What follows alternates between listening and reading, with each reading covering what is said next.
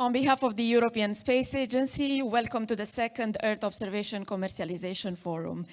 Looking at the topic of our event, it is only fitting that we are here at the CAP Europa Conference Center in Frankfurt, one of Germany's and one of Europe's biggest financial hubs. Whether you are an investor venturing into the Earth observation market, a startup eager to demonstrate the value of your data, a public organization supporting the space economy, we welcome you all. The theme of this year's forum stands at the intersection between Earth action, climate solutions, and commercialization. Over the coming 2 days, all elements of the EO value chain will be addressed with a focus on businesses, end users, relevant policies, financial aspects, industrial and technical perspectives. We will look back at success stories, look forward at some exciting commercial upcoming launches, but first and foremost, we will have an honest exchange about the challenges that are faced by the commercial or Earth observation sector. Are users just demanding more pixels, or are we still missing truly effective, scalable solutions? Is the era of EO for purely scientific or military purposes over? And how are we mainstreaming into more societal uses? How are we expected to lead in Europe if investment remains flat? These are just some of the few questions that our expert speakers will try to answer together with you. Now, if you are joining us online, there are 2 ways you can follow this event. You can follow the event online on ESA Web TV. This is the dedicated platform of the European Space Agency. Or alternatively, if you prefer a more interactive way, you can join us from the event website through a WebEx link where you will also have the opportunity to ask questions. So many options also for our remote speakers, remote audience who are joining us basically from every corner of the world. Now it gives me great pleasure to kick off the official program. Unfortunately, the ESA Director General Josef Aschbacher could not make it here today in person, but he is a keen supporter of the Earth observation sector in general, of the commercial sector. He's an anchor customer, he's an enabler, so he has sent us a recorded message that summarizes his key points. If we can please play the video, thank you. I'm delighted to welcome you to the second Earth Observation Commercialization Forum, bringing leading stakeholders of the fast-growing Earth observation commercial space sector under the same roof. Advancing commercial space in Europe is one of the key components of ESA's Agenda 2025 that I set out as an ambitious vision when I took over the position of ESA Director General. The fast-growing Earth observation sector has an abundance of possibilities that private businesses can capitalize on, from satellites to ground infrastructure, through to value-added services, and addresses real-world needs with information from space.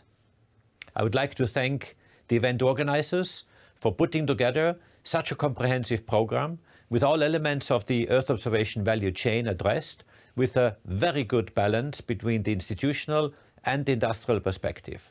Looking at the big picture, I think we can all agree the global Earth observation commercial sector is currently undergoing a rapid period of technological advancement, diversification in service offerings, and industrial evolution. It is crucial that this ongoing evolution is comprehensively understood and adequately supported here in Europe. Europe has traditionally been a world leader in Earth observation, and this must continue and be reflected in the future evolution of the Earth observation commercial domain. The objective is to enhance the industry's prospects and enable it to compete effectively in the fierce competitive global market. On the innovation side, it is important to reflect how we can support and encourage the wider development of cutting-edge technologies.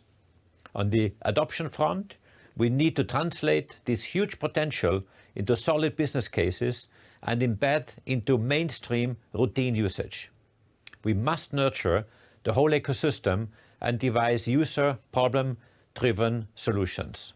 We need to further improve the quality, availability and reliability of Earth observation products to increase customer take-up and retention, and we need to reduce the significant market uncertainty due to a lack of characterization of business cases. At the European Space Agency, we are currently accelerating our efforts to put space at the core of Earth action, to provide space solutions to manage climate change, biodiversity loss or pollution. To achieve this, we will work with national and international partners, private and public actors. Everyone has a role and responsibility to play, and it is together that we can achieve much more. I'm utterly convinced that commercial Earth observation has a powerful role to play in this. Hence, we will continue to support the development of commercial space-based solutions as part of the green transition and in view of achieving net zero. I wish you all a very successful forum, debates and discussion. Thank you.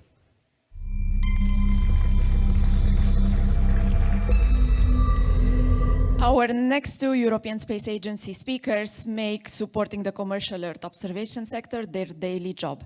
It gives me great pleasure to welcome on stage Simonetta Cheli, Director of Earth Observation Programs, who will be then... After her introductory remarks, we will also be joined by Géraldine Naja, Director of Commercialization, Industry and Competitiveness. Géraldine will be joining us remote, so we will connect her online as soon as Simonetta's intervention has finished. Simonetta, the floor is yours. Thank you, Joanna. Good morning to all the participants to the second Commercialization Year workshop. It's become a tradition now after the first one last year in Paris, and we really do it this year in Germany. We have, I think, a very vast participation, so I'm very happy to see you numerous here from companies, startups, and really from the whole sector to see what are the perspectives and what are the achievements, I would say, in commercialization overall. You heard from our DG the context in which we are working in ESA. I would also like to welcome here the head of the ESA German delegation, Walter Pelzer, who is with us, the Commission representatives, which are here as institutional representatives on top of the industrial representatives at this conference. It's very important to have joining of forces, but also joining of understanding of our common worlds, the institutional one and the commercial one that you represent.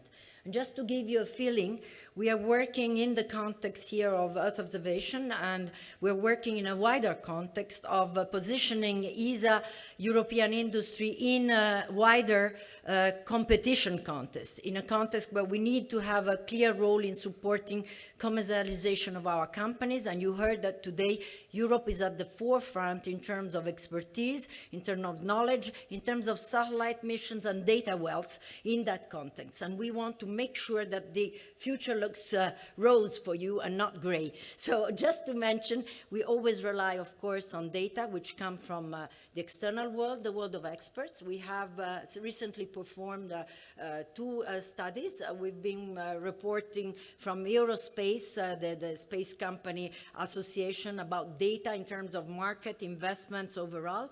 We had recently, just last week, a report from ERSC, the Remote Sensing Value Added Association, to our program board on figures. And here you see some of the elements which I think are quite relevant in the context we will discuss in the next 2 days.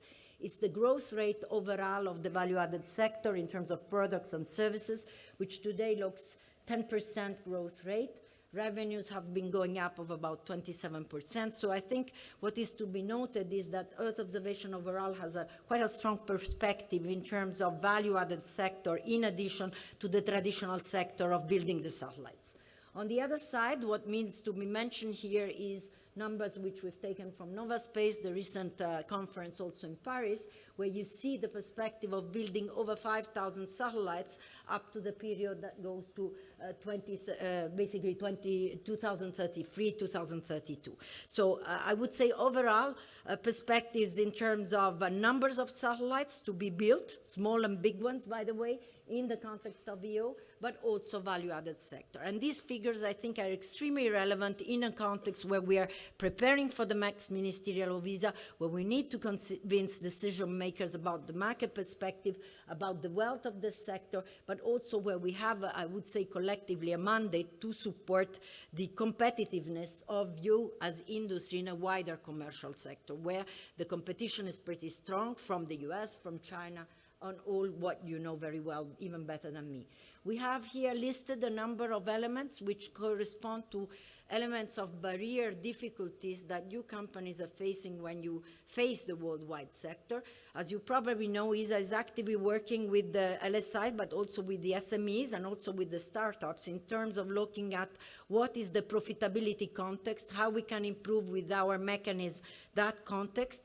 We're working on time to contract. We're working on more agile procurement mechanisms. We're working on mechanisms that try to support the de-risking of companies with additional efforts on the ISA side. And we really try to work at trying to help in our very close collaboration with the European Commission, a collaboration where trade barriers are less for the European companies to go out in the market, but also where we try to have access to venture capital increased for companies like yours. So there's a whole set, and you will hear from Géraldine, my colleague. We work very closely with the Director of Industrial Policy in ISA to make sure that the procurement side evolves. At the same time, the access to venture capital is accessible, but also that the mechanisms that support specifically the context of EO are put in place. What I'd like to say is that today we have just published a document which is called on space economy overall at ESA, will be presented at the next Council of ESA,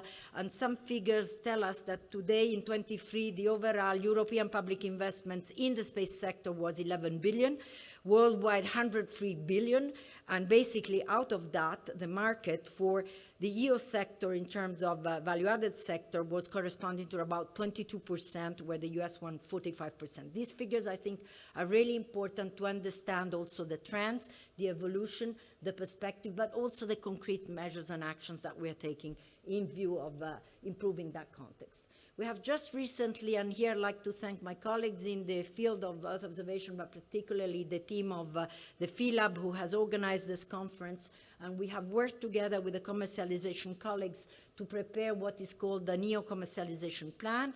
This was just recently finalized about a week ago, and this goes in the wider perspective of the ISA 2040 strategy, the 2025 that was mentioned by Josef Aschbacher, where really we make a dedicated special effort to support EO commercialization with mechanisms to support innovation, with mechanisms to enhance the collaboration between institutions and actors like you, industry, where we really want to have startups and basically large system integrators and institutional stakeholders talk together. And the example of having here today the Commission, we have DEFIS here, we have CLIMA here. It's really important in terms of having an active dialogue organized with the various elements of, I would say, actors and key actors. We also want to have a mechanism that makes sure we all together implement the objective and policies of Europe overall, the sustainability of Europe, the green Europe, the decarbonization of Europe. So we are looking on the ESA side, providing demo products, services, R&D tools and models that can be demonstrated and then can have a commercial perspective in terms of supporting the green agenda, the digital agenda of Europe. What are the mechanisms that we have? Many of you know these mechanisms because many of you are part of this mechanism. And actually, I hear as a testimonial of how these mechanisms work or don't work or should be improved. We act as a partner. We act as an enabler. We act as an anchor tenancy in the schemes to support what you need to do in terms of supporting commercialization. The great, I would say, core element of that approach that we have in Earth observation is a program which is called InCubed.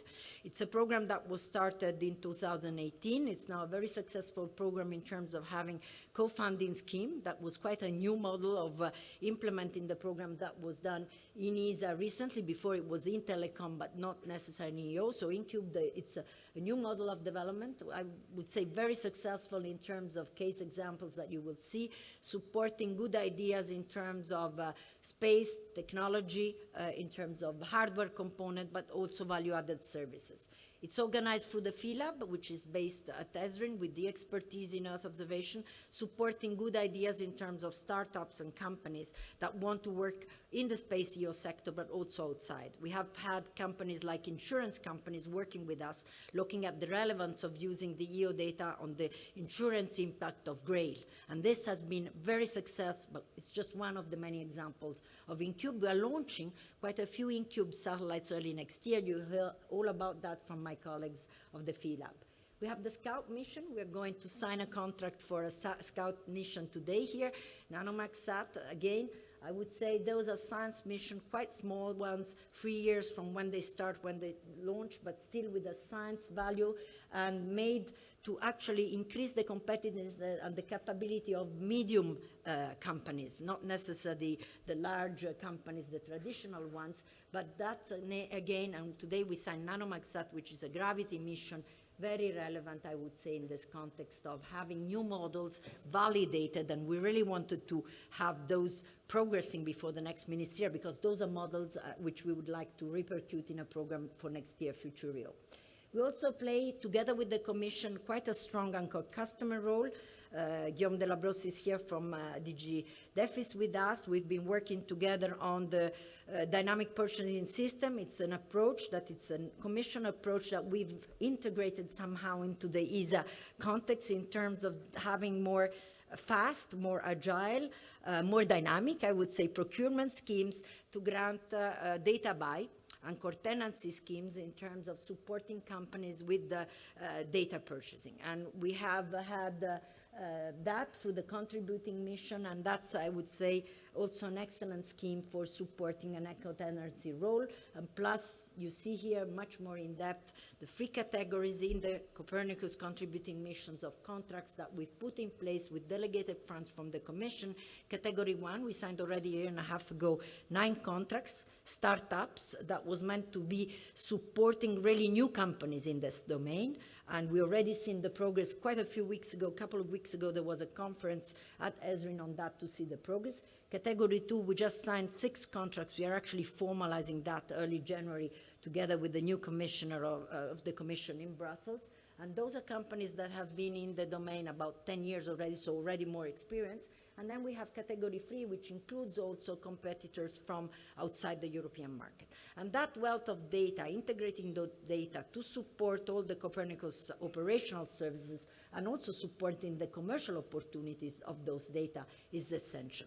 And the complementary action which is done by ESA is called third-party mission, is essential in the sense that we have a scheme in the agency that does data buy, European data, but also international data, to demonstrate the research value of those data. In terms of research application, you see that we've developed over 17,000 research applications, which demonstrate the validity of using those data as a demo phase, but this gives avenues to those who provide the data. And there I think of many small companies providing data in the methane context or in the application agriculture context. And that mechanism, it's a mechanism which is through the basic activities of ESA, but is also a very strong one to somehow facilitate commercial perspective to those who will use the data commercially in the next steps. Here I want to mention a couple of examples from InCube. There are many, so it was hard to select and to shortlist a few, but I would say that Aurora and Aurora Tech, it's one of the success stories with the thermal infrared. It's a German company. It's basically an InCube program that not only allowed to do basically forest application with these CubeSats, but Aurora Tech also managed to gain contracts in the context of the Greek constellation, thank you to the expertise, the technology that they had developed through the InCube program. So you see the connection really between some programmatic elements and instrument and creating for some of these companies really a commercial perspective. I'd like to mention another one here. Open Cosmos. I mean, Open Cosmos, we've been working with them for a while. We signed today a contract with them on NanoMatSat, but FISAT 2 that was launched the 16th of August was also built by Open Cosmos. And of course, when you talk to Open Cosmos, you see that quite a lot of the commercial perspective in the sector worldwide were also open, thank you to technologies and mechanisms which were supported through that InCube DISA program. And I must say, these are only two examples. We have quite a few InCube satellites in the pipeline to be launched with the next launch in January. It's the combined launch of Falcon, and you'll hear all about it from Michele Castorina, from my colleagues in the coming days. Last but not least, another example, and this is more in the value-added sector, GeoVilla Neox. This is basically the work that's been doing on supporting Sentinel for CAPS. This is in the agriculture field, very relevant value-added product activity with an Austrian consortium, but it's really a product that is having a strong potential on the European-wide market in terms of having been developed with expertise, with, I would say, value-added demonstration elements in InCubed. Last but not least, we're in Germany, and I'd like to say we are looking forward the ministerial of visa next year. Is a 3-year cycle ministerial. As you know, last one was in 22, will be hosted by Germany, very actively prepared, by the way, by Walter, who's chairing really one of the key groups to prepare for that. And it's end of November next year in Bremen. And we are strenuously preparing a good, attractive content set of package in the Earth observation domain that will field the final DG proposal coming up sometimes in March next year. So we're really already working since a few months on consolidating attractive program proposals, coherent program proposals that not only grant continuity of what we've been doing until now, but also grant coherence with the overall view and approach of the agency, including in the domain of supporting commercialization. And one of the areas is, of course, we want to continue what we do in terms of great science excellence. We just recently launched EarthCare, big satellite, but to contribute to climate change, very important one. We want to ensure the valorization of the wealth of the data that we have. So we have a new element called Earth Action, which is really valorizing the value added that comes from the wealth of the EO data that we have. And last but not least, we want to support the industrial competitiveness with increased technology preparation activities, as I said, de-risking for industry, but also elements that support new startups in terms of model like the Scout missions, and also potentially a new idea which is being discussed on the hybrid constellation to support environmental and climate change challenges. So a big package, but 5 program proposals, less than last time, to streamline, to try and get everything harmonized in a coherent picture. And it includes big mission like Earth Explorer 11, which are essential to progress on the science excellence, maybe a little bit less relevant in this context for you directly. Gravity mission like NGGM, but also a set of missions which are the hybrid constellation, the Scouts, and also what you can do in terms of valorization of the data, all the work with InCube, and we have InCube continuing, but also I would say the value-added sector with the Earth Action inside Future EO, which is very relevant. InCube, of course, as a dedicated tool, and Copernicus. And all of that, we try to have it not just with the narrative, but with content which is fully coherent, attractive for industry and for member states to invest. And with that, I'd like to thank you. I wish you good work for the next 2 days, and really looking forward to the results of your debates. We really need your advice as well. We are consulting industry in this process of preparation and consolidation of proposals. We will have next week in ESTEC a meeting with Aerospace and ERSC, where we will also present the proposal and listen also to the priorities of industry. We have done this with delegation last week, so it's a continuous process of consolidation of the plans, but really I think industry has a key role, and you have to tell your success stories, your difficulties, so that we all share the experience and try to go ahead. Thanks a lot.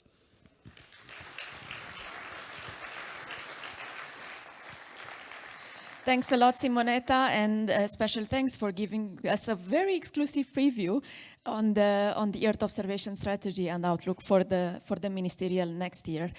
Now, if technology helps us, we will be joined by Géraldine Naja, Director of EO of Commercialization. She is joining us online from Paris, I believe. So I would just like to ask my colleagues if we are ready to connect.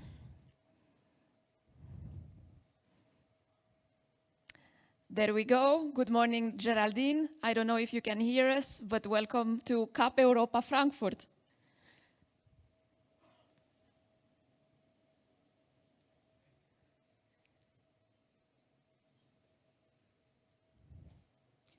We cannot hear you yet, but we see you trying.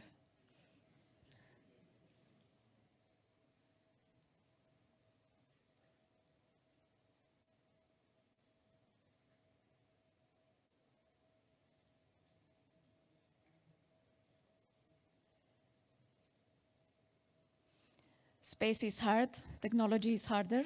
Bear with us.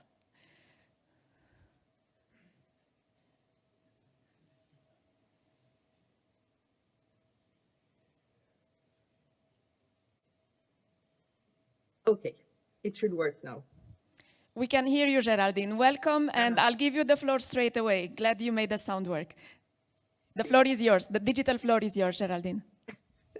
Thank you. And as you see, I am actually next to the space station in the background. Also a program which is going towards commercialization, I have to say. So first of all, let me apologize that I cannot be with you. I told Simonetta I was scheduled to come and I had to cancel yesterday because of a private issue, but I'm happy to be able at least to join you virtually. What I want to tell you is, I think already said by Simonetta, because she is a close, I can say, friend and colleague since many years, we need to work very well together. And my directorate, Commercialization, Industry and Competitiveness, is basically here to support the program directorates, such as EOP and Simonetta, and to support generally the transformation of ESA to be a better agency in a more commercial European space sector. So we are really closely cooperating, of course, Simonetta on the EO side and myself on the more transversal corporate side to help ESA better support the commercial world of space. And why will you say? Because of course ESA is an R&D agency first and foremost, but ESA also represents and handles some 60% of the space spending in Europe. So we need to be sure that we are a good customer, of course, for our stakeholders, but also for the space companies, so that our contracts with you, industry, and all entities working with us, whether these contracts are R&D or pre-commercial development or even customer of data, as Simonetta has said, can be leveraged on the commercial markets, and that we provide the general support services to the programs and to industry to successfully achieve commercialization. Now, as you mentioned, the title of the directorate is Commercialization, Industry and Competitiveness. I would say it's a directorate which is focused on industry, supporting competitiveness, supporting innovation, supporting commercialization across all the programs. So first of all, let's start with contracts. How do we support the programs at ESA? We place more than 1,600 contracts per year, about 6 billion euros this year of contracts. Actually, the majority of our contracts are rather small, below 2 million euros. And our overarching goal is to be ever more flexible, more responsive, in a word, faster to place the contracts. This year, we start to see the results, but the work is not over and we still have heavy pressure to be even faster. We also work on simplified rules, on shorter text, and Simonetta mentioned DPS, a very good example of the work that we could achieve together in really changing the way we place contracts and enabling ESA to be an anchor customer for data. And actually, just since last June, we have a new contract type, which is called the cooperation agreement, where ESA can be the partner of industry with simplified clauses, in particular for intellectual property, but also for deliverables and less negotiation points. So the goal really be simpler, faster, and more responsive. Second point, the Directorate is in charge of what we call industrial policy, audits, and relations with industry. So, of course, industrial policy is a very powerful tool for ESA. It's a guarantee for member states that their investment will be returned. I will come to that. A good base for trust, a good motivation for member states to invest. But we must be vigilant in making sure that the so-called geo-return rule or industrial return rule does not prevent competitiveness or commercialization. Because indeed, commercialization is linked to competitiveness. If you are not competitive, you will not be commercially successful. And if you are not innovative, you will not be also successful. So we need to make sure that the industrial policy rules support industry, but do not prevent industry from being competitive. And we are working on that. Simplified rules again, some changes, but mostly more flexibility in the implementation of the geo-return, and very importantly, the possibility of fair contributions. That is, that we start with the competition, and based on the outcome of the competition, we, the industry can adapt its consortium and thus make sure that the final build-up of the program is really competitive. I believe this is a very powerful tool, and we shall start to implement it on first programs for the CM25. And besides contracts, besides industrial policy, we have, of course, commercialization. We implement commercialization services and transversal support to all the program directorates and to all industry. So what do we provide? For programs, we provide access to finance and investors for companies working on the programs. We provide consultancy. Let's say the goal is to avoid that our programs which are close to the market, those programs which are close to the market, work with a strong customer focus, that we avoid to have over-design for products that may end up on markets, that we really have this very strong customer focus. And last but not least, we also provide access to markets, to end customers, through what we call the marketplace, and also task forces for downstream integrated applications.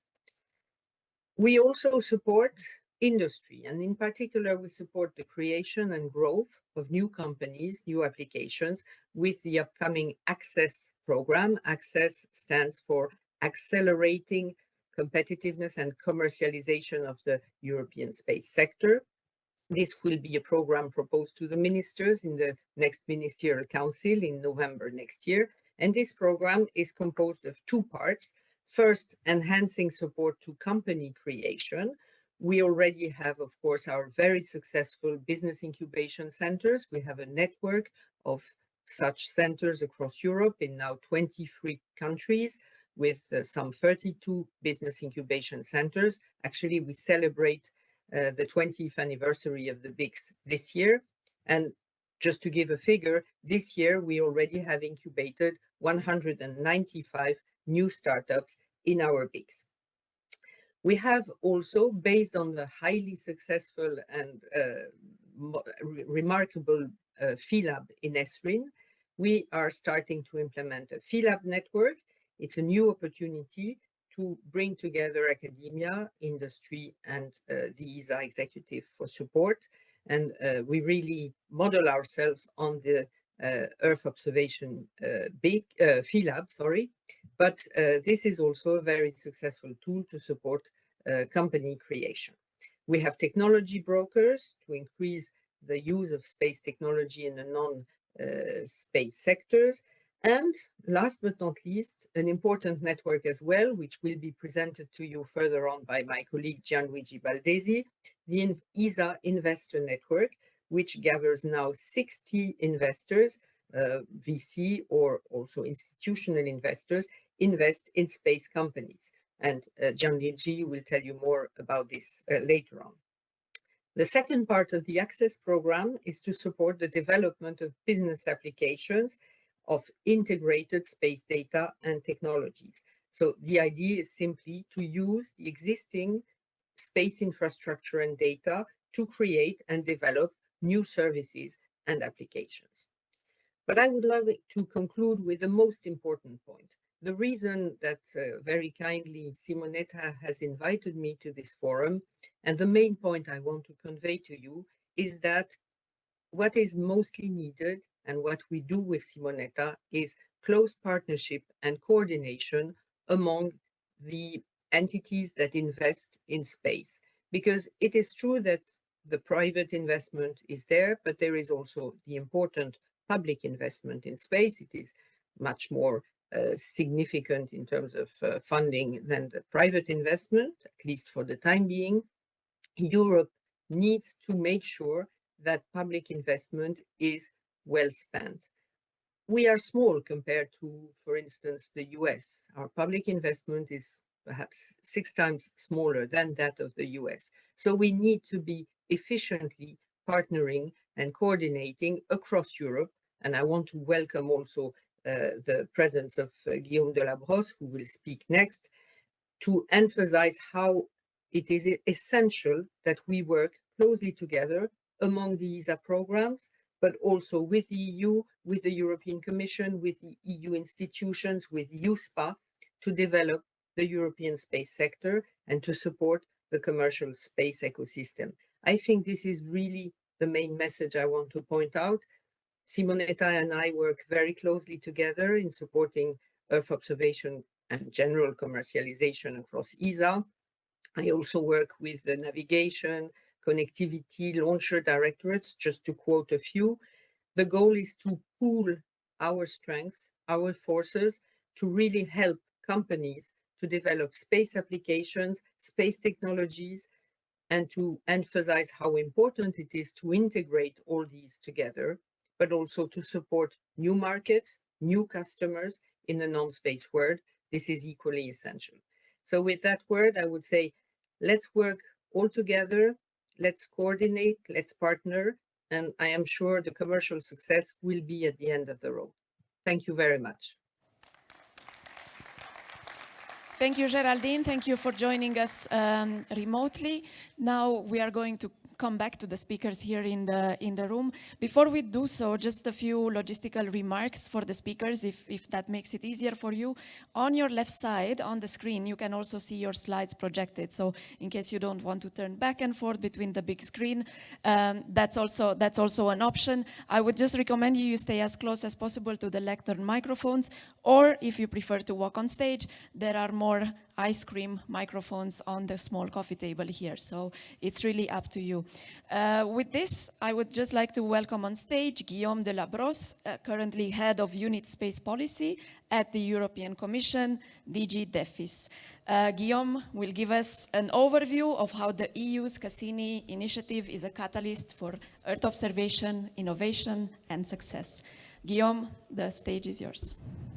Thank you very much. I'm very pleased to be with you this morning. I'm Guillaume Delabrosse from DG DEFIS, head of unit in charge of space policy. I'd like to thank very much ESA for inviting the European Commission to attend this very important event that gathers together lots of active players in the field of Earth observation. I had the pleasure to attend last year's edition. It was a great event, so I'm very happy to join you in Frankfurt this morning together with indeed Walter. But thank you so much, Josef, Simonetta, and Géraldine, indeed, just to confirm that we are trying to build and act as one team in support of our space industry. I'm very happy actually to be here with you now, actually, because we are in the Commission at a turning point. As we speak, the President von der Leyen is about to address the European Parliament about her new program, her new college.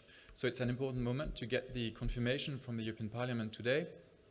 And for me, it's a bit of a chance as well to tell you, to give you a bit of a flavor about what will be the likely priorities of the next Commission when it comes to space.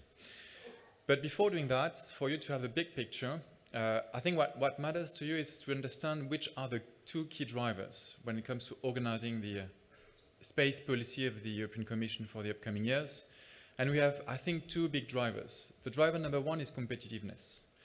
We see that our industry is suffering in terms of competitiveness, not just a space, but space in particular.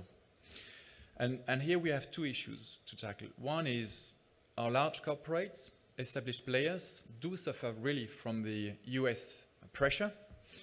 We have seen in newspapers announcements on layoffs that are ongoing. So we have large corporates that are very much suffering.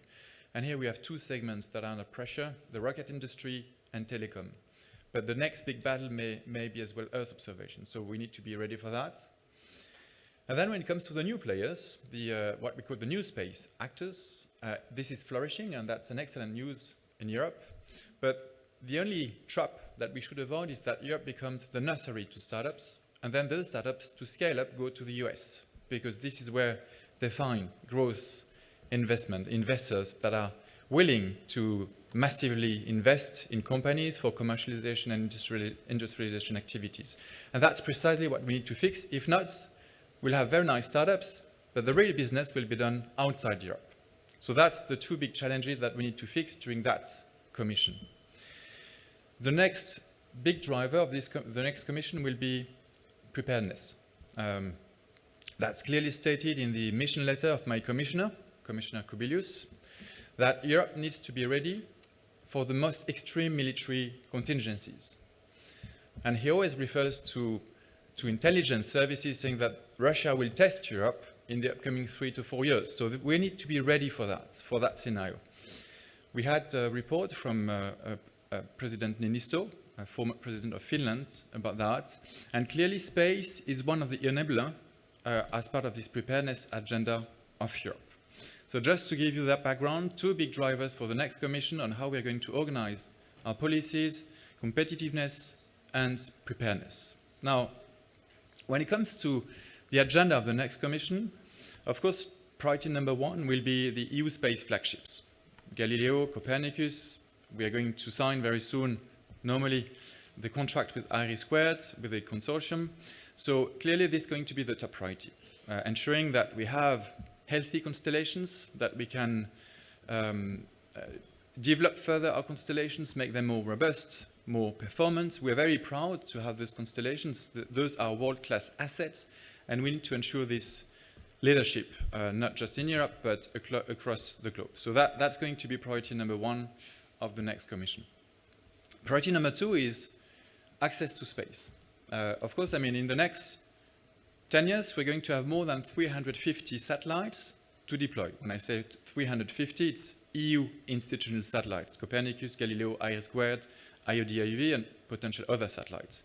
So we need to have a secured access to space. And that's why for the European Commission, it is not just a policy priority, it's a programmatic priority. It makes sense, natural sense, for the Commission to step in that field, so to ensure that we have autonomous access to space. And here we are working very closely with the European Space Agency to achieve that ambition. But our intention here is, of course, I mean, to bring back to launch pads Ariane 6 and Vega, but also to engage with new actors in that domain to ensure that we can diversify further the solutions across Europe, to ensure that we have more competition, to ensure at the end of the day that indeed we have like different sources that will enable us to have a secured access to space. So access to space will be very much high on the agenda of this commission.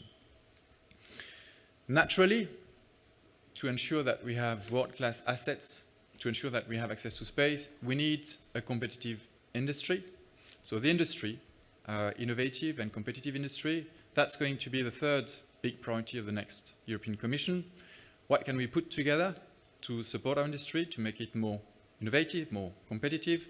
That's something that we will have to elaborate starting this year already. Linked to that, of course, is the research and innovation agenda, and Cassini, and I will get back to that. Then priority number 4 is space and defense synergies. So clearly this is linked to the preparedness agenda. How can we, on one side, ensure that space is enabling defense applications, defense missions, defense operations? We're talking here about intelligence, about timing, precision, positioning. We are talking about telecommunications, so space is a critical enabler to get military superiority, and that's something that we need to unlock further in the upcoming years. At the same time, we need as well to further protect space assets and our space industry. The more space is gaining value, strategic value, the more space is exposed to potential attacks. And that's what we need to keep in mind to ensure that we can indeed enhance the level of protection of our space systems and infrastructure. So that's something that we will be tackling as well in the upcoming year. The last chapter of the next commission will be the European Space Law, EU Space Law, that we very much target for first semester 2025 to be tabled so that we can start the negotiation with the European Council and the European Parliament. The ambition of that law is one, to create a common market for space, to ensure that today you have actually to comply with different sets of rules. If you run activities in different member states, tomorrow you'll have to comply with one single set of rules. So that will be the same across the EU 27. In doing that, we will create a real European market. So it's good for you to expand your business activities. It's good for investors as well, because they will have this regulatory predictability that they need as well to further invest.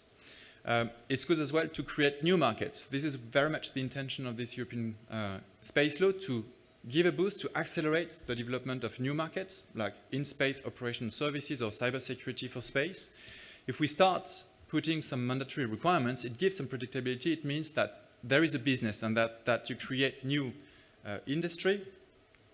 So all in all, that space law, and this is something I want to pass to you, is done for industry, not against the industry. And it's done including for startups, not against startups. So that's a message that we need to get across. And one point I'd like to add as well is that it's not a one-size-fits-all. We will take into consideration the specificities of each company. You're a large company, you're a small company, which is your business, all that we'll try to figure out when designing the law to ensure that it's not a one-size-fits-all, but we are designing certain requirements, taking into account the level of maturity or the level of criticality of certain companies. But EU Space Law clearly will be high on the agenda.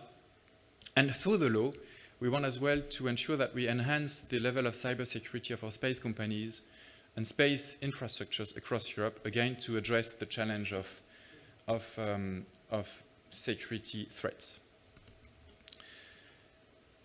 When it comes to, I'd like to dwell a bit on new space and what the Commission has done together with the European Space Agency, together with USPA, during that mandate, over the past years. Actually, what we've done was a bit testing ideas. It was a bit our lab. We were testing ideas, see a bit the acceptance or the responsiveness of the industry on those different ideas. And the intention was to try and ensure that we could provide support to companies throughout their investment journey or throughout their development stages. So we started with hackathons. We had we wanted to address as well the need to get access to risk capital. And that's something we have put in place together with the European Investment Fund, so Cassini Investment Facility. We wanted as well to give more possibilities for you to get flight heritage, because we know that you need to get flight heritage in order to be able to sell a product, a service or technology. And of course, we wanted to test as well the possibility to act as an anchor customer. So again, we've acted over the past mandate to test some ideas, and that was a bit for me the laboratory, and then we need to turn those ideas into mass production, and that's going to be the intention of the next commission. But just a few, you always need KPIs to assess what you've done, whether this is going into the right direction or not. And actually what we've done is quite successful. So one, we see more and more investors willing to join the space adventure. So we have signed first investment agreements with 14 investors. Some of them are really top class. I'd like to mention OTB, Alpine Ventures, Promus, Expansion, We are working very closely with them. They're investing actually in some of your companies, but what we see as well is that it has a really positive spillover effect. More and more investors are coming, generalists or specialized ones. They're opening verticals on space. They're highly interested. They understand the business. They understand how they can make return investment. So that's an excellent news, including for you. So this is very positive. Second thing is that the ability of your business, of your companies to raise investment is increasing. So over the past years, 2-3 years, we have now flagged that 2 billion euros were raised by companies. So it's a positive trend. It's excellent. It's a sign of maturity of your business. And we're very proud as well to accompany you in that journey. And here what we've put together was a business accelerator service that gives the possibility to 20 companies each semester to get a 6 months coaching program plus voucher, so that you know how to pitch about your company, how you can talk to investors, how you can talk to customers. So that's something very concrete that is making an impact.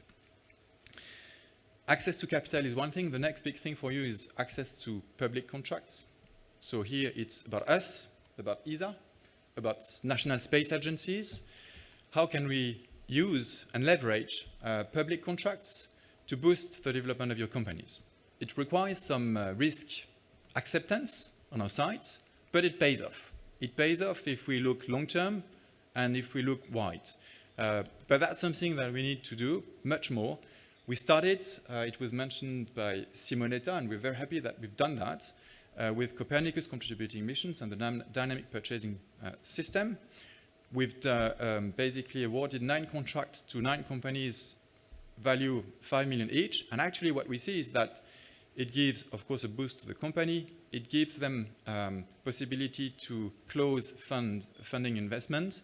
It gives the possibility to attract more investors. So it's really a label, if you want, that has a strong spillover effect on companies. So that's something that we need to really scale up in the future. So two big challenges that we see in the today. One, again, is not just, when you're good in your company, when you have a good storytelling, a good business, attracting investors for pre-seed, seed, Series A, that's something you manage. And we have this capacity in Europe. The big challenge is attracting larger investors when you will go through Series B, C, and D. So that's something I mentioned before. This is something that we need to fix. We need to work closely with European investment funds. We need to design certain mandates so that in the future, when we will pass those mandates to EIF and EIB, we'll have much more financial firepower, bigger financial firepower across Europe. This is part of the mandate of the Commissioner in charge of startups, research and innovation, Ms. Zaharyeva. It's clearly part of her mandate, but for space, we have no time to waste. At space, it's part of deep tech. We see that this deep tech community in Europe is starving. So we need really to unlock this financial firepower. And this is where the Commission can really make a big difference. So that's something very high on the agenda. And again, the risk is, if we are not acting swiftly, the risk is that you will run your business outside Europe. The second big challenge, again, is contracts. So you to get access, actually, it's even more important than getting access to risk capital. In the long term, what you need is really getting access to public contracts.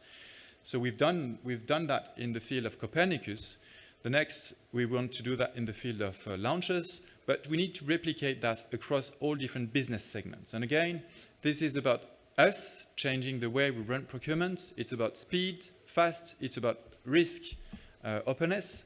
And that's something that we need to embark to ensure that in the future you have what you need to really scale up and grow across Europe. Just to let you know that internally, in-house, we've evaluated that in the next 7 years, we need to unlock a 10 billion euro investment capacity across Europe of private investment. So way forward, again, I'm a bit repeating myself, but just for you to know. So gross capital investment will be key, and that's something that we want to really to unlock as part of the next EU space program. Agile procurement, agile and fast procurement, support the industrial base in Europe. So again, not just startups, but for you to have the possibility to run industrialization activities and be faster when it comes to getting flight heritage. With that, I'd like to thank you again. I'd like to confirm that we are very much aligned with ESA. We have lots of work to do together, but this is really to give us the chance to keep you on board across Europe, and that we should not miss that opportunity. Thank you so much. Thank you, Guillaume, and thank you for completing the picture also on the policy side. So 2025, crucial year for ESA with the ministerial, but 2025 also crucial year for the European Union and the new space legislation. Momentum is building. Our next speaker is Dusan Krenek, Principal Advisor, Digital for the Green Transition with DG Klima, again at the European Commission, who will give us some insights into addressing climate challenges with EO data and solutions. Welcome, Dusan. The floor is yours. Good morning, dear Simonetta, ladies and gentlemen. I am very pleased to be here today with you, and I would like to thank you, European Space Agency, for the invitation and for the organization of this conference. That is extremely important for fight against climate change. We rely on space technologies to help us in this very urgent issue.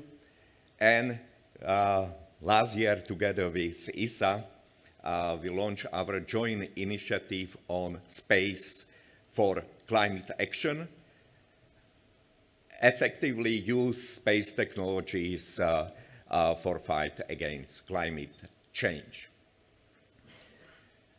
Climate policy in the EU is based on science and innovation, on technology.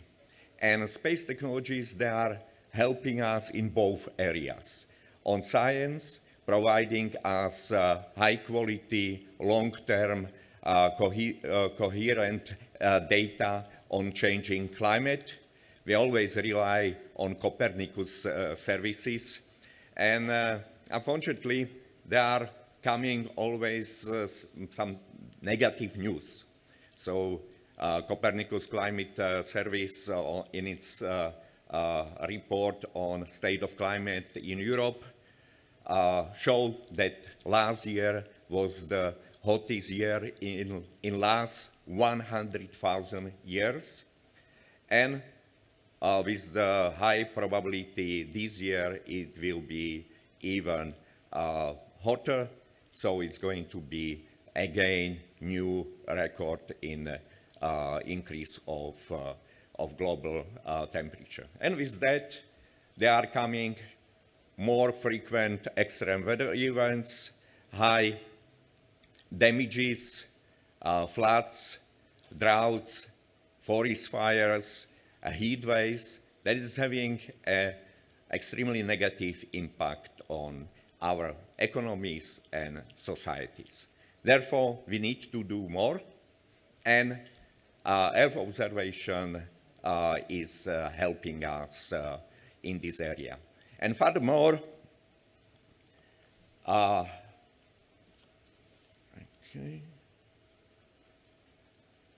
Furthermore, this is also economic opportunity. And in space area, actually, we are doing quite well on Earth observation. Copernicus is the best Earth observation program in the world. We have quite high successes. And also in a recent report of Mr. Draghi, he highlighted that in space, we are doing quite well and efficiently in comparison with resources that we are putting into space sector. So I believe that Europe could be a leader in using space technologies for climate action, inside in the EU, but also outside. In a recent report, World Economic Forum highlighted that there is a high potential for economic growth through use of Earth observation. Cumulatively, until 2030, Earth observation data could bring 3.8 billion of US dollar to the global economy. And at the same time, the Earth observation could decrease emissions, greenhouse gases emissions, by 2 gigatons every year. So there is a high potential, but we need to work together to use it. There are many issues that need to be tackled. And I know like, that when we are speaking with policymakers, cities, there is lack of awareness about Earth observation tools, but also there is a lack of specialized talents, therefore also standards, and also difficulty to put together users and companies, so find match on marketplace.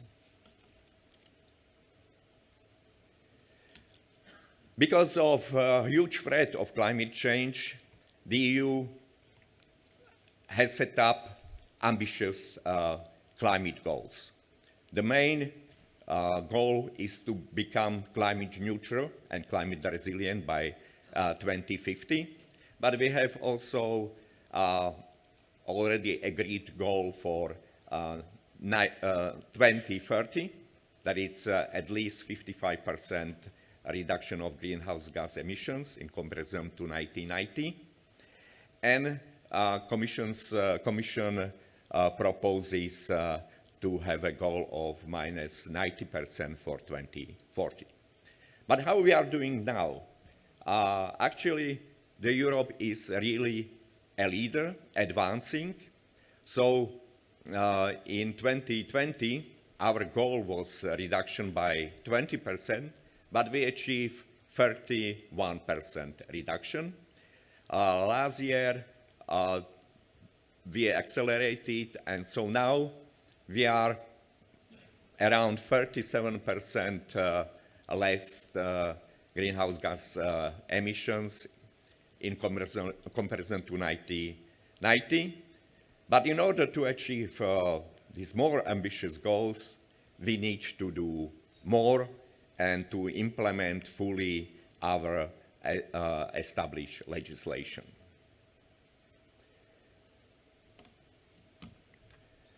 Next week, we will have a new European Commission, if everything goes fine in the Parliament. And we have clear guidelines for the future work.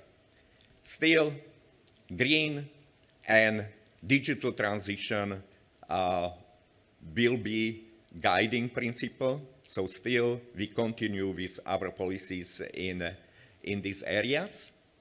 And we have some new goals that they go in that direction. So the Commission will introduce a clean industrial deal, really to work on connecting our climate ambitions and industrial competitiveness, so to go together decarbonization and competitiveness. Furthermore, we need to work more on adaptation to address challenges connected to growing temperature, extreme weather events. So the Commission will prepare a European climate adaptation plan. And at the same time, we are not going to introduce quickly new legislation. We need to implement what is already in place in many different areas. And we need to work with everybody, institutions, policymakers, companies, different sectors, because in order to achieve climate neutrality, we need all on board, and space sector, space companies, they play a key role in this process. We see possibilities for using space technologies, Earth observation, in many key areas of the Green Deal. It's not only on climate mitigation, adaptation, but also for production of biodiversity, clean transport, clean energy, and in all these areas, space can play a very important role. As I highlighted, Europe needs to be more resilient, better prepare for negative impacts of climate change, and Earth observation applications could help us in many different areas. So we already have many successful programs in place. I mentioned Copernicus with Copernicus Climate Change Service, but also Copernicus Emergency Management Service that is already providing effective support in the fight against negative impact of natural disasters.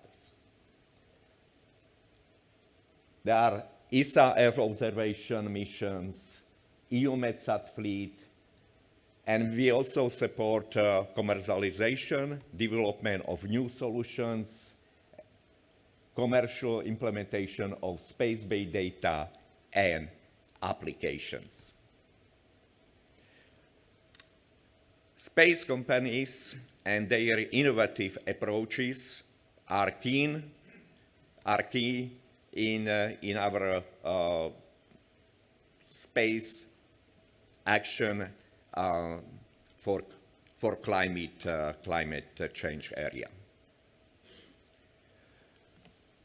As an example of what we could use, I would highlight decarbonization of key sectors, so use of space technologies in energy, industry, buildings, agriculture, and transport. And we need space tools even more on early warning, adaptation, and risk management.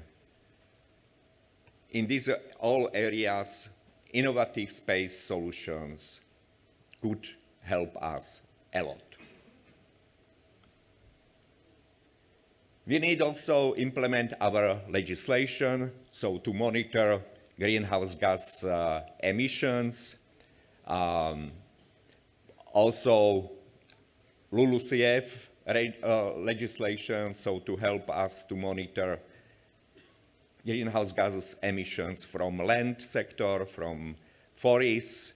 We are now working on new methods of monitoring or qualifying of carbon removal certificates. Again, this is area where Earth observation data, space technologies could be used. Similar for legislation for ozone, greenhouse gases. There is also space for use of space data. And we would like to use more space applications for our risk assessment. This year, European Environment Agency published first EU climate risk assessment, pointing out many risks in 5 main areas, in biodiversity, ecosystems, water, health, energy, and also infrastructure. What is other promising project is Destination Earth, that is connecting digital technologies with space data, using high-power computers, AI, in order to build digital twin of the Earth. And we started with 2 digital twins that exactly they are on climate change, so it's on weather extremes and on adaptation. And I'm sure that also commercial companies, they can contribute in this huge project. Other possibilities are also in Horizon Europe missions on adaptation and on climate neutral and smart cities. There is a possibility to test pilot projects using Earth observation tools in these areas to help regions and cities to mitigate and adapt to climate change. There are also useful associations or cooperation in EuroGeo and also in European Association of Remote Sensing Companies. Only to mention possibilities of EU funding, that they are not specifically for space sector, but they could also be used. We have small program LIFE, that is for climate and environment. The biggest innovation program, Innovation Fund, is already helping European companies to reduce emissions and to also to prove their projects and demonstrate new innovative approaches and also scale up. So already Innovation Fund committed more than 12 billion euros, and altogether it will have more than 40 billion euros for innovative approaches in Europe. For several countries, we have Modernization Fund that it's also helping to get decarbonized and to support clean energy and clean transport. Innovation Fund and Modernization Fund, they are fully funded from sale of emission allowances, so they are in framework of EU ETS. But we have standard EU budget also for climate projects. We have recovery and resilience facility that focuses on climate and digitalization. And we have also Horizon Europe program. We will have Social Climate Fund, and there are possibilities also to use EU ETS revenues in member states. So there are some possibilities, and I hope that you can use some of them to support your businesses, your project that can help us in the fight against climate change. At the end, I would like to highlight that climate change is our existential threat, and digital and space technologies, they are our opportunities.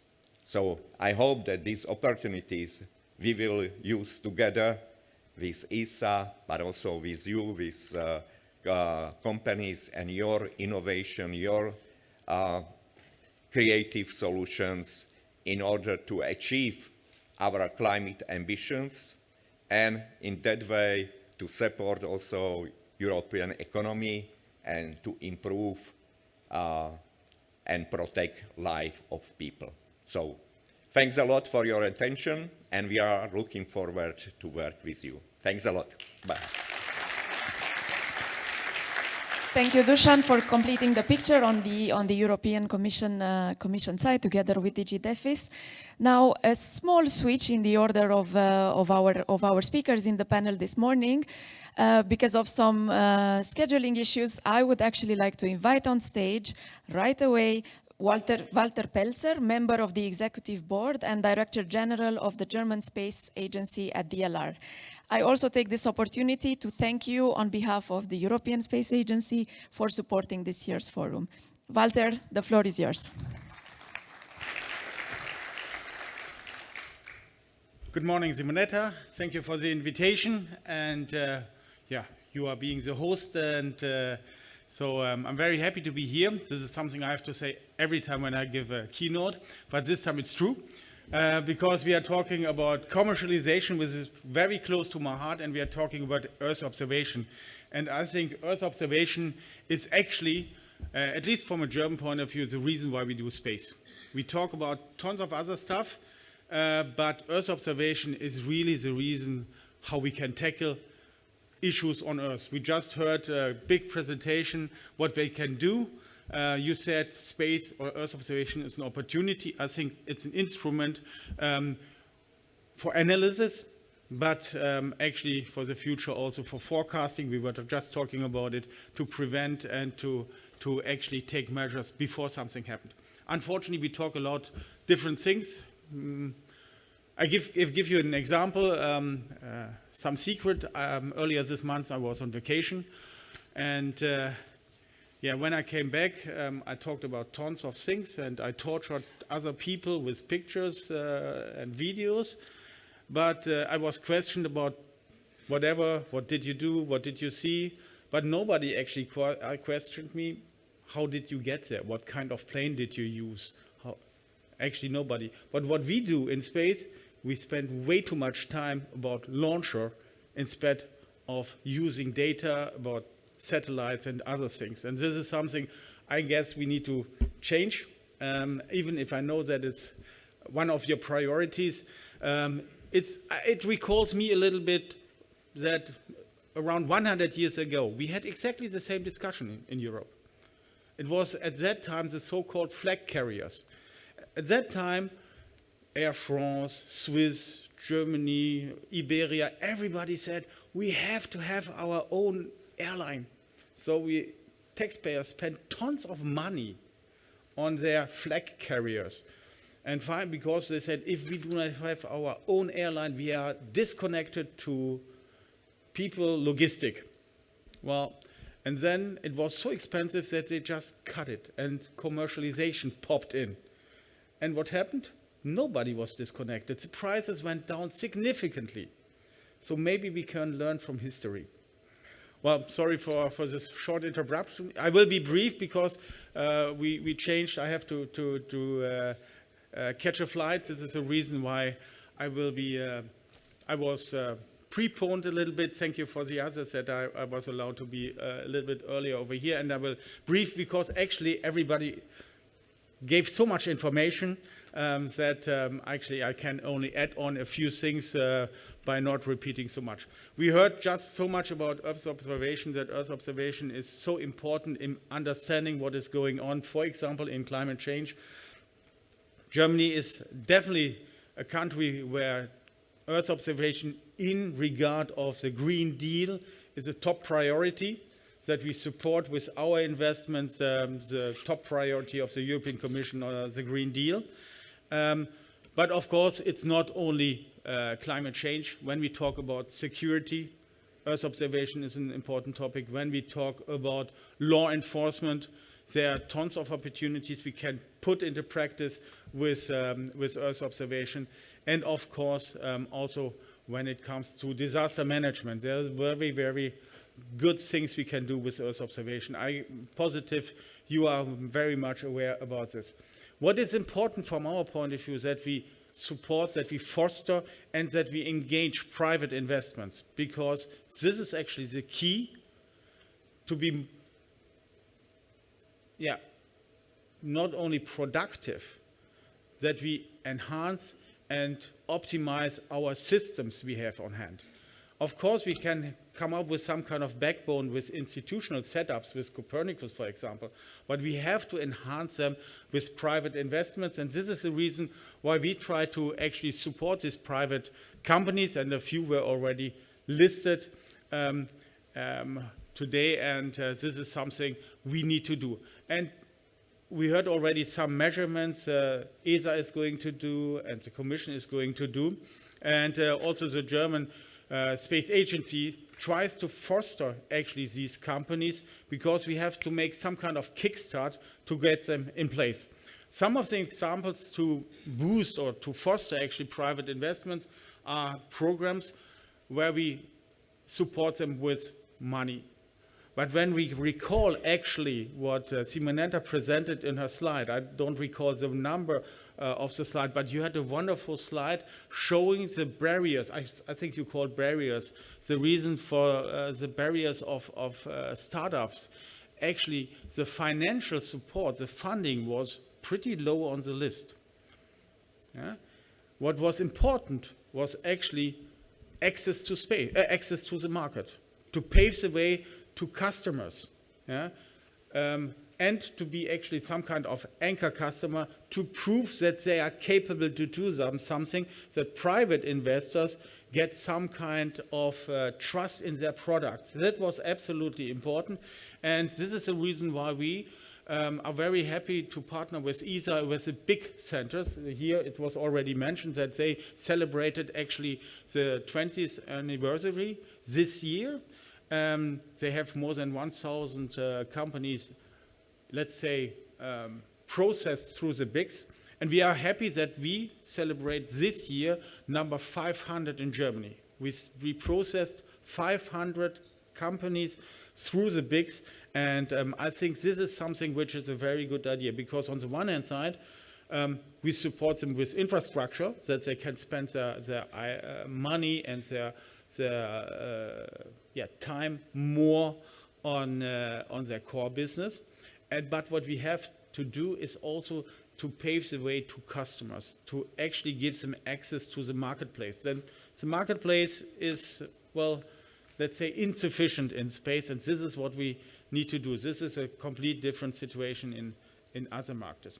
And of course, we also need money. Without money, it's kind of difficult. That's the reason why it's important to have these private and public investment topics. And here we can, as space agency, whether it's a European Space Agency or national space agency, we can come up with some kind of de-risking. This is also important, and this is why we need this kind of funds.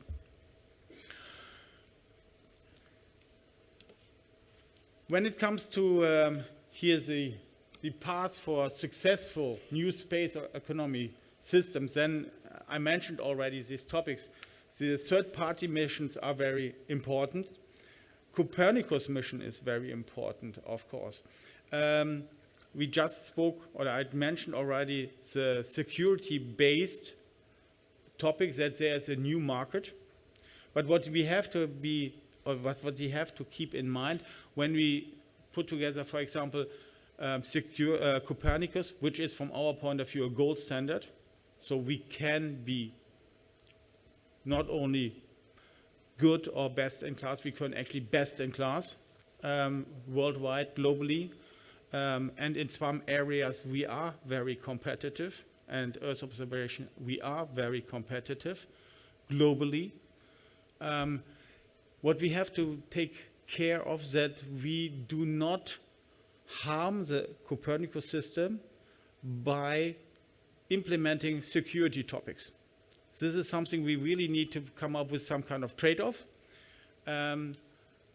Copernicus and the whole Earth observation system and the performance of the system lives by the cooperation of private data we buy and add Copernicus data. If we implement too much security issues, we will push out some of the data we get from the private market. And this is something where we have to be very careful when we start to implement too much security issues into Copernicus. It's very attractive to do it right now, and we have to be very smart to actually combine these topics of Earth observation for, let's say, open data topics and security issues. This is something where we have to come up with very, very good ideas, that we try to do something good and we end up with something bad. This is something where we would like to, from a German space agency, actually try to get this message across, that we pay a little bit attention over there. Same actually is that we should handle the topic of open data also with, let's say, care. Here also we have to have some kind of trade-off. And actually, I recall again, here's a graph from Simonetta. One of the top priorities, more important as a barrier than actually funding, was competition with institutional competitors. So actually, of course, the Commission comes up, for example, with new products free of charge. This is attractive and makes the system more attractive for the, let's say, governments. But we need to be careful that we do not eat up actually the business case of existing markets. This is also where we have to pay attention to. So this is also something where we have to come up with some kind of trade-off with these very important and powerful tools we have on hand. Well, this is actually what I would like to do, and important is here it's also in bold letters that I would call it that we move from invention to innovation.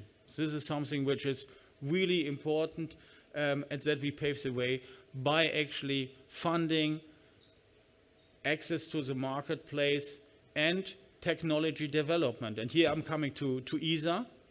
ESA is the most powerful tool when it comes to technology development. We have very good cooperation between the national agencies and ESA, for example, NMAP, where we developed on a national scale hyperspectral analysis, and now it's going to the next system for Copernicus. But also Earth Observation Directorate, and so thanks to Simonetta and her team, is performing very well in the area of having a balance of cash in and cash out. So time to market in this area is very good. So we should rely on ESA, also on the next ministerial, that they put the big missions into practice. ESA in total, we have something to do. I think some of you are aware about that exactly the balance of cash in, cash out, something we have to do. But thank you to Simonetta and her team. I like to repeat it. Is something where we do not have headaches, that we can really push 100% with new missions. Also, the Commission can rely that these are put into practice on time, and that the headache is in other areas. That's just what I would like to mention, because I know that a lot of people are kind of concerned about the next ministerial, because we have not only to talk about how much money are we going to commit. Well, actually, this is the wrong success factor for a ministerial. We are not pushing money to ESA that they have more money. What we try to achieve is that we commit money, that ESA process it to industry and science to put working packages, good working packages into practice. And there we have to work on something. So if you hear that the next ministerial will not boost the amount of commitment, does not mean that we will push for more money for industry. This is a totally different topic, and it's important for, especially for you, for private investors, that we try to accelerate actually the cash flow in industry. This is one of the top topics for the next ministerial in general. But just to let you know, this is something Simonetta and her team have already under control. Good, the summary actually already mentioned. Europe, I mentioned, it's from my point of view, Copernicus is gold standard. We can really be proud. I love to watch CNN and every day weather forecast based on Copernicus. This is something which is, I always have a smile on my face when I see the pictures over there. Of course, we need additional tools, and ESA is coming up with them. I just double-checked with Simonetta. It's on May 28th. We came up with a new Earth observation mission, which is actually closing a gap. And this is important for us. We do not need the 238 mission, which proves that we have climate change. If somebody does not believe in climate change, she's not going to believe with 238 or 240. We have to close some gaps and to move forward in forecasting, in preventing, in preparing actually adaptation to climate change. This is what we have to do. And of course, what we have also to do is that we create a marketplace, an open marketplace, where we get access for small and medium-sized companies, for innovative companies, as well as big companies, because we need everybody. Just to recall what happened during the pandemic. During the pandemic, actually, the vaccine came up from a small company, and they teamed up with a global player to come up actually with the logistic and the production power to have actually the vaccine they came up with on a global scale. So if we focus only on startups, we will end up with nobody who actually can penetrate the marketplace. If we only focus on big player, we will end up with, well, old products, because based on their systems, on their structures, they are not as agile as the small ones. So we have to really come up with a setup of small companies, medium-sized companies, and big companies, and we have to foster that they work together. This is important from my point as well. Again, thank you very much for your invitation. Thank you that you have this conference here in Germany, Earth Observation. Everybody who knows me a little bit knows that this is for true, is close to my heart. Earth Observation is the biggest department in my agency.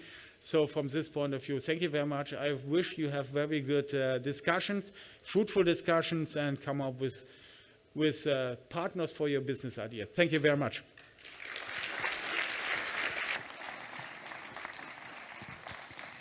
Thank you, Director General. And now I'm happy to invite on stage Jaroslav Todt, Senior Advisor at the EIB Advisory at the European Investment Bank. Jaroslav, in his keynote, will focus on the role of the bank as a key partner in financing space projects in the European Union. Jaroslav, the floor is yours. Thank you so much. Thank you, everybody. Thank you, Simonetta, also, and team at ESA for giving us such a prominent space and allowing us to speak as one of the keynote speakers. Obviously, our role at the EIB, we are an investor, but there will be a dedicated investor session, I think, tomorrow. So I will not be speaking about what an investor is looking for in a company, etc. You will all hear that probably tomorrow. What I will try to explain are two things. First of all, what we can do at EIB for you. So what kind of companies can we finance? What kind of advisory services we can provide? And also, I will tell you a little bit about our journey into the space sector, and also the more concretely the Earth observation sector. So at EIB, we try to implement policies that are set by the European Commission and various member states, and our major focus is on sustaining green projects, improving the resilience of the European economy, etc. So another focus that we have been implementing very recently was the defense preparedness and security of the European Union. And for both of these, Earth observation is crucial. We have heard this from Dusan. He was talking a little bit about what is the connection between mapping and monitoring. Then we heard also from Guillaume about how Earth observation is crucial for monitoring, etc., and defense. So that's why also for us at EIB to implement, we need to support also companies that either provide or utilize Earth observation data. So for us, there's a natural connection, natural link there. These are the ways in which the European Investment Bank can support companies. This slide is not only about space companies, it's about any companies. But the examples that I put downstairs, they're actually examples of space companies. So we have been supporting large primes for decades, but over the last 10 years, we have also been able to support much smaller companies. Usually we work with companies around Series B, Series C, minimum size tickets around 10 million. And I will talk about it a little bit later. But the companies that are yet a little bit too early for the EIB, they can apply for support of the European Innovation Council. You can see it on the right-hand side, where EIB is acting as an advisor. And another area in which we can support companies is by providing advisory services. And this is where I am sitting. So I will move on to the next slide. If you're a company, I would ask you to focus on the left and right-hand column. So the type of financial advice that we provide is help you with your financial model, help you looking for funding alternatives, or very simply explain to you very quickly, are you eligible for possibly EIB financing or not? At what stage would you be eligible? What kind of information we would need from you, etc. And also, we can point you in the direction of other investors. And then on the right-hand side, you can see capacity building. What does that mean? It means that we try to organize events. We try to be present at events such as this one now. And we try to explain what can we do. We had a very successful event just a couple of weeks ago, co-organized by Gianluigi from ESA, that was in Milan. I think it was a fantastic event. And we managed to have not only companies that were looking for financing, but also venture capital investors, and most importantly, actually banks.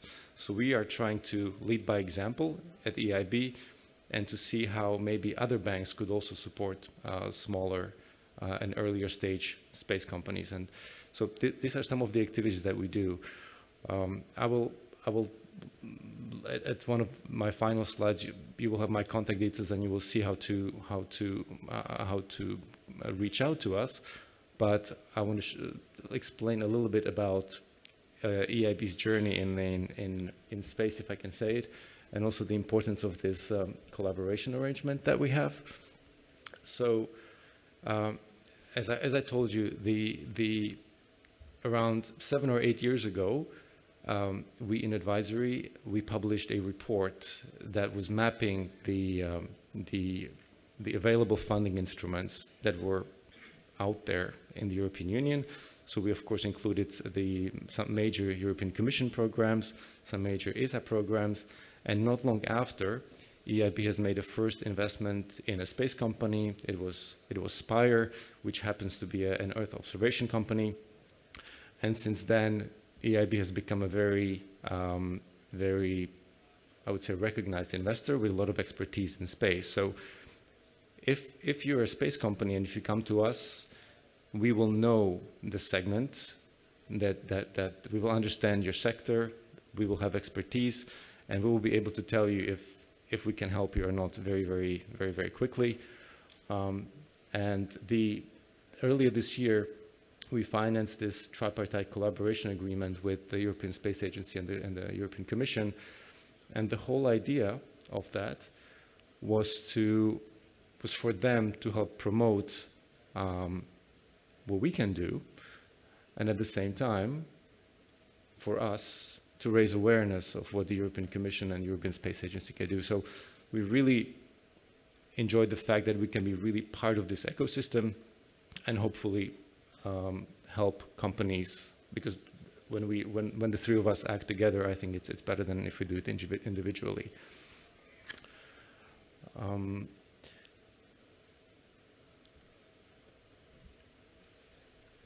To conclude, or maybe to leave some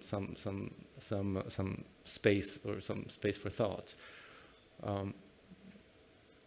I've been thinking about this one a little bit.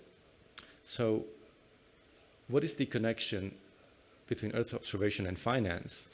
And I wanted to say something that I thought maybe other speakers wouldn't say. As I was preparing this, it was very difficult because most of the points were already covered, and that's good. But I wanted to mention 3 examples of companies in the space sector, well, that we finance, and they're directly upstream providing data. So we finance Spire and the Orbit. And the last one is actually very interesting. It's not a company, it's the Polish Development Bank. And early this year, we provided them, I think it was 300 million euros, so that they can develop their own or finance their own constellation or set of low Earth orbit satellites. So we can work not only with companies, we can also work with public institutions, we can work with financial intermediaries. I don't know if we have representatives here in the forum, but this is something that we have done and that we can do. On the other hand, at EIB, we also believe that we should not only help companies by financing them, but again, as we heard from several speakers, the companies ultimately need to have revenues. If they don't have revenues, no amount of financing will help them continue. So we at EIB, we are also trying to set the trend of becoming a customer of Earth observation companies and use the data. I cannot talk about it much because no formal cooperation yet is in place, but I can tell you what some of the things that we find a little bit challenging. So obviously, we try to monitor, when we finance a project, we try to monitor, okay, what is the greenhouse emission impact?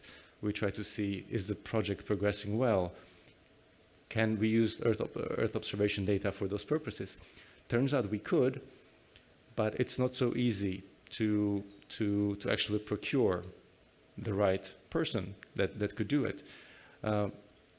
We are still learning. We still do not know what data we can receive, what will be the quality of the data, and if it makes sense to pay much more for slightly better quality of data, revisit times, etc. So I think we are trying to lead, but I think other financial institutions probably have the same problems. So I just thought this would be maybe something of an interesting insight for you. We need to define objectives, milestones, KPIs, all of that. This is all the work that we are still working on. And most importantly, we are a public institution, so we have procurement rules. So it's a very interesting topic, and we hope that we can implement something very soon and then present the outcomes. So I will try to conclude on this point. On the next slide, you will have my contact details, but I'm hoping that maybe there is a company here that could be the next on the list. So thank you so much for your attention. Thank you, Jaroslav. And to conclude the lineup of our opening morning session, I would like to give the floor to our final speaker, who will, and I quote, take us from science fiction to science fact. Rob Desborough, he's a general partner at Seraphim Space and CEO and co-founder of Seraphim Space Accelerator. The floor is yours, Rob. Great. Well, last but certainly not least, I'd like to take the next 10 minutes to really bring to life a state of space tech venture capital globally. And thank you very much to our hosts, ESA, today for giving us this opportunity. I'm one of the general partners at Seraphim Space, and I'm also chair of our accelerator, which I launched back in 2018. I've been actively investing into and supporting new space startups since 2017, upwards of 100 now across 28 countries. And in terms of our journey, when we set out a decade ago to launch the world's first space-focused venture capital fund, it was definitely very much science fiction when we were talking to capital allocators. I'm now pleased to say that we're very much in the realms of science fact. When we were talking to capital allocators at the time, the questions were always, can you prove that the business of space works, and can you prove that you can get returns in space? And this is where we are today. From launching that first fund in 2016, we're now very much the world's leading space investment group. We've supported 133 companies across 30 countries globally. And we are very much a global investor. From our perspective as VCs, we're looking to drive outlier returns for those people who lend us money. And I think in the context of today, it's important that everyone recognises that venture capital is a global business. We're looking to identify those who are going to win out on a global basis. Since that point, we've had 4 companies that have gone on to unicorn status, listing on the Nasdaq, New York Stock Exchange, and the Japanese exchange as well. And in aggregate, those 133 companies have now raised $5.5 billion in private venture capital investment globally. In 2021, we launched the world's first listed fund focused on the opportunity in space. This is a growth stage investment fund focused on Series B through to Series E, and that complements our seed and Series A venture capital investment programs. We're very lucky to have corporate backers behind our fund, and in fact that was absolutely critical to raising that first fund in 2016. And it's great to see how much corporate venture capital is now coming into the market. Increasingly, we ask people in the corporate world, what is your AI strategy? But we're not always asking them what their space strategy is. Well, I think that's changing now, as people really start to perceive that space is a horizontal market, it's not a vertical market. We launched the first accelerator for early stage space companies in 2018. That's gone on to now support 110 companies raising 550 million globally. Typically as investors, we can do the seed stage investment round, but we can also lead at Series C and beyond. And we're seeing about 75% of all the transactions globally. And in terms of trends, it's not just the corporates we're seeing now. For our listed fund, in excess of 15% of the capital is from the general public, from retail investors who are so excited about what they're seeing with SpaceX, and they want to understand how they can access that market. So what excites us about space? Well, myself and my 2 other partners, we were long-term venture capitalists. So when we came to this market in 2016, we really wanted to understand what are going to be those early business models. And we decided it was going to be data businesses. People who are building this digital infrastructure in space that was going to bring proprietary data, ultimately bringing insight on a meter level across the Earth in near real time. And if you look at the returns in our funds to date, that's what's been proven out. That's been very much driven by constellations across Earth observation, telecommunications, and PNT. And that, Space 2.0, is where we believe there's still the biggest opportunities to be happened. And it's an evolving sector now as well. I think 2025 is really going to be the year of data fusion and AI. And I think that's going to dramatically change the industry. It's going to change the economics to access it in terms of accessing that space insight, but also we're going to get higher quality data and insight as well. I think we're going to be moving on from single feature constellations to constellations that are looking at multiple modalities. So we still see this as one of the biggest opportunities for space tech investors globally. But where are we going next? Space 3.0. Ultimately, we built the railroads in the 19th century. Now we're looking at the services to support that infrastructure. So space, Earth to space and back again. How do we optimize that infrastructure? On-orbit edge compute, internet, comms, and data relay. At Seraphim, we're financing between 30 and 40% of all the payloads that go up with every SpaceX mission. So we have a duty to be a good custodian of that environment. So for us, looking at sustainable space, space debris removal, space situational awareness, servicing are incredibly important areas for us. But what are the new areas of opportunity for us in our newest funds? We're looking at new platforms for R&D, manufacturing, scientific breakthroughs. And further afield, Space 4.0, space as an infinite source of energy. We haven't allocated into this sector yet, however, we have supported companies through our accelerator in this area. So these are the key trends we're seeing in space investment at the moment. And I think the biggest mover in the last year has been Space 3.0. We're now really seeing investors getting into and understanding that this space industry is here to stay. And we're backing the picks and shovels businesses that are optimizing that area. So what are the challenges? As we look at EO constellation companies, these are typically the milestones for each investment round. And why is that tough? Because the general technology VC industry doesn't really focus on milestones in the same way. It focuses on metrics. It focuses on user growth. It focuses on revenue growth. This is a highly capitally intensive industry, and it has a different set of milestones, which not everyone is familiar with unless you're a space specialist who really understands what these companies need to achieve. Now, there has been a downturn in the market, and I'm very thankful that space has been remarkably resilient.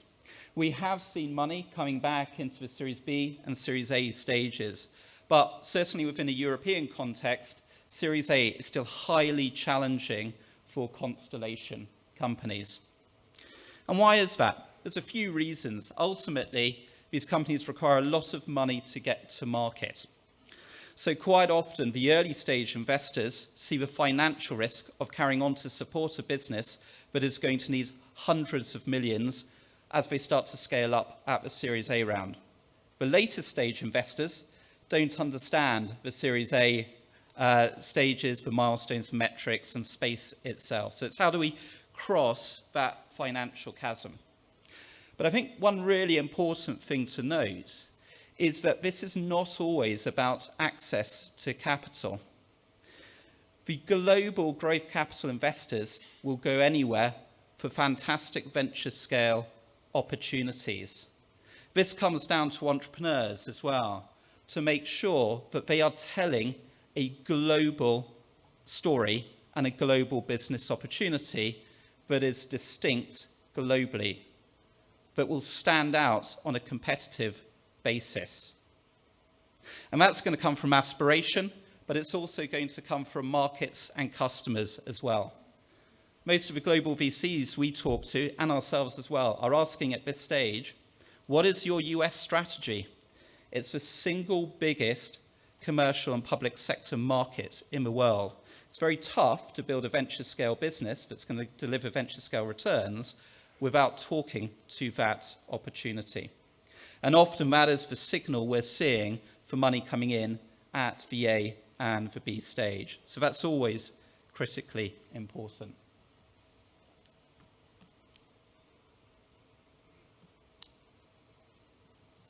So where is space tech today? Well, I think we can all agree, certainly in this room, that it's a once-in-a-generation opportunity.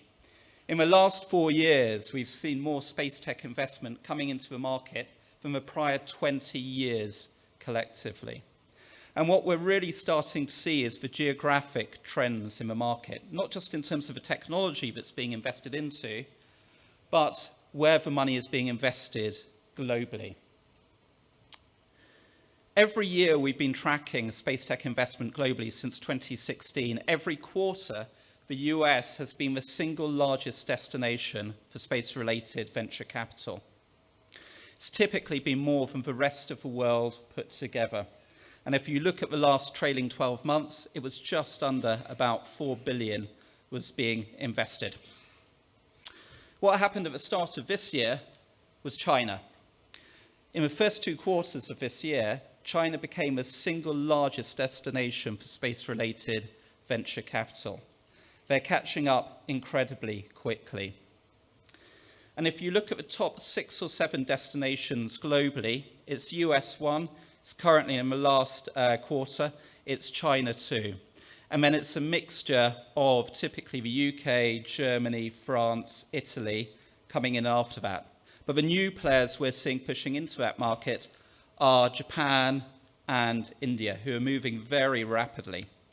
And to give you a sense for how much money is being invested for all of those, it's between about 200 and 320 million per annum. So we're some way behind where the US is. However, the deal volume is really high. In the first quarter of last year, we did more early stage seed deals than anywhere else in the world in Europe. So we're doing a lot of early stage deals, but the average deal size is far behind where it is in the US market and China as well. In terms of Earth observation, it still accounts for a huge amount of money that's going into space tech investment generally, and that's across both the analytics, AI side, and also the constellation stroke platform side as well. So what does the market look like at the moment? Well, it's been remarkably resilient. Between about 2016 and 2021, it was probably one of the fastest growing areas for venture capital globally, outpacing pretty much every other market for VC funding. It hit 10 billion in 2021, and then like the rest of the market, it dropped by a third between 21 and 22. However, it plateaued in 23, unlike the rest of the general VC market, which dropped by a further third at that point. We've now seen 5 quarters of consistent growth in space VC funding. And that's testament, I think, now to the fact it's becoming a fact that we are seeing more entrants coming into this market, both the institutional investors, the venture capital generalist investors, and corporate investors as well. And that's driven by global security and climate change. So in the last 12 months, we've seen it go back up to about 8.8 billion. So it's returning to that 10 billion we saw in 2021. And then it's 57% increase on the prior year. And we also saw a record number of deals in the last quarter as well, 54% up on last year. But what are some of the drivers here? Well, it's not just that space is a really interesting area for investors. Going back to my original point, are the business models of space coming through? Well, yes, they are. And it's Earth observation that is driving that.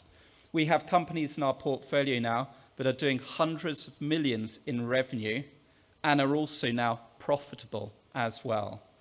And we're predicting that we'll see a number of new space companies returning to the IPO market as those markets normalize, and certainly on the back of changes in the US administration as well. So what about Earth observation itself? Well, we've seen 46 billion in private sector VC funding coming into space tech since 2017. 23% of that, 10.7 billion, has gone into EO companies across the analytics side and the constellations. So 4.1 billion into constellations and 6.6 into downstream applications. So it's a real area of interest for investors today. And as I said earlier, it's still very much space 2.0. It's still very much where we see the big opportunities for investors. On the side here, I put some of the latest transactions. And I think the big one from my perspective, we've got quite a few constellations who've raised money over the last couple of years. We'll see them returning to a market over the next 6 to 12 months and potentially doing pre-IPO rounds, which is great because we need that flywheel effect. We need to see a return on capital coming back into the market to come into the early stage opportunities. And we also need to evidence to the much larger capital allocators that you can deploy big checks and get returns in the nearer term there. But I think the one I would call out is World Labs, which is the US spatial AI company focused on new space. For an AI company to raise that level of funding focused on space is, I think, a real signal in terms of what's happening And I think that's really going to be what opens up this entire market. So what does the state of finance look like today?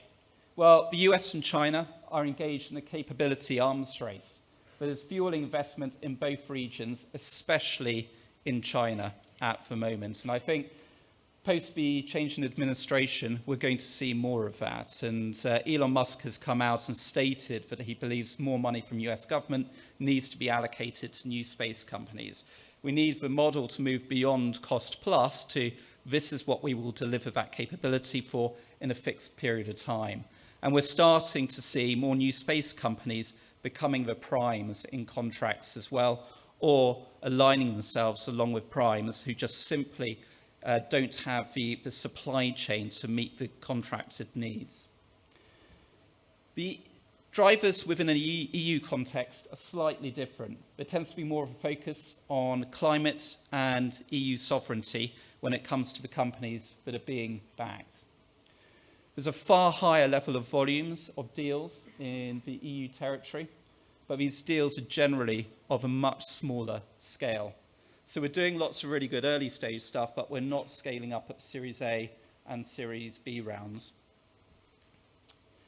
As of the year to date, the EU accounts for 20% of the global investment, but 29% of all deals, which again talks to that fact about the size of the rounds and bringing more later stage capital into this market, people who can lead, but also people who can understand the opportunity and support those later stage rounds.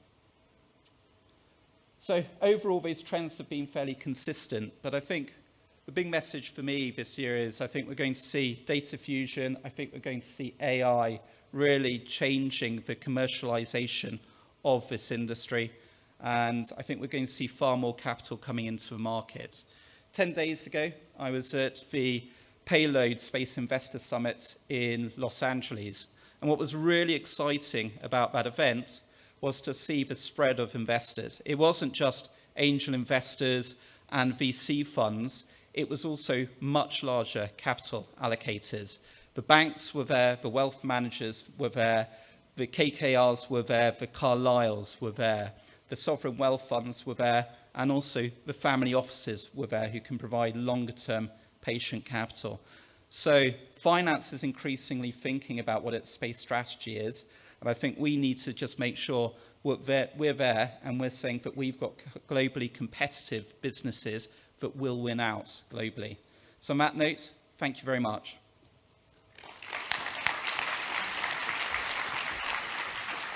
Thank you, Rob, and this concludes our opening session. Now, as you can see, time flies when we're talking about commercial Earth observation.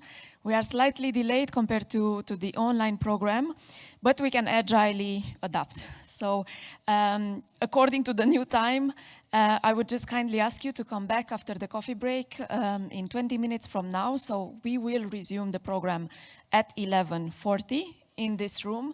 Meanwhile, enjoy an express coffee break and a special coffee break, because you also have the opportunity to attend the Scout NanoMaxSat contract signature ceremony between Open Cosmos and the European Space Agency. This is taking place in the Mistral room, so just off the foyer. Again, not every day you have a coffee break with the contract signature, so we invite as many of you possible there. Thank you and see you back in 20 minutes.